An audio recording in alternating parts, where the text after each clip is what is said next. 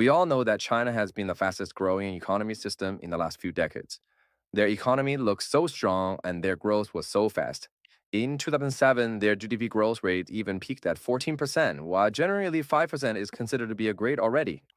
But do you know that they also have one huge problem and also their biggest economy weakness? Welcome to the Money Basis channel. I'm here to help everyone to understand how money works.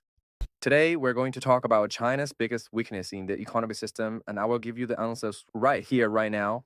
That is their inequity of money distribution. Basically, that means the very small group of rich people holds the majority of the country's money.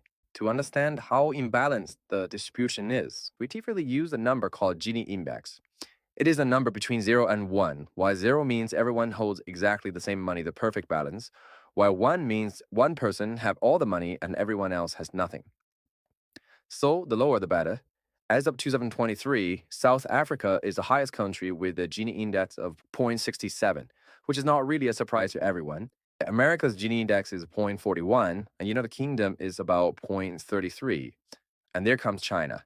First, the official data source National Bureau of Statistics of China was hiding the number for decades in the beginning of the 21st century.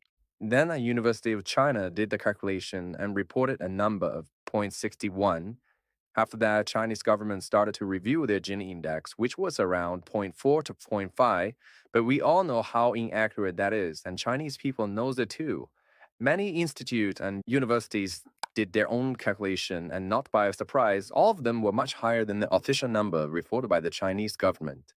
Even until today, we don't know the exact number of Chinese Gini index, but we can say around zero point 0.5 to zero point 0.6 is a safe estimate. And now you may say, yeah, I know this is evil, but why would it be a big problem in economy?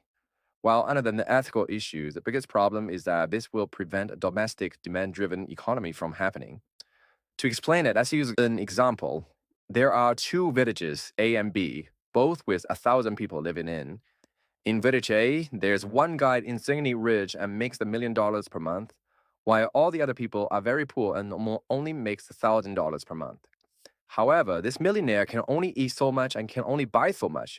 Even if he spends like crazy, only eat in Michelin 3-star restaurants, buys all luxury handbags, he only spends so much and it cannot really drive a business. While in village B, 100 people makes $10,000 per month, so in total the same amount, with the rest still being poor. But in this case, these 100 people can all spend, and their spending could drive the demand for some local business. If you are a restaurant owner, would you open your restaurant in village A or village B? The answer is quite obvious. This is why a country with imbalanced money distribution cannot be domestic demand driven. But why do we want our economy to be domestic demand driven? Because it is healthy, stable, and sustainable in long term. It will form a virtuous cycle where you have more demand, then there will be more product made. And when there are more products made, there will be more job opportunities with better pay. And when people get more money, they will spend more, which drives more demand for domestic consumption. That's forming the cycle.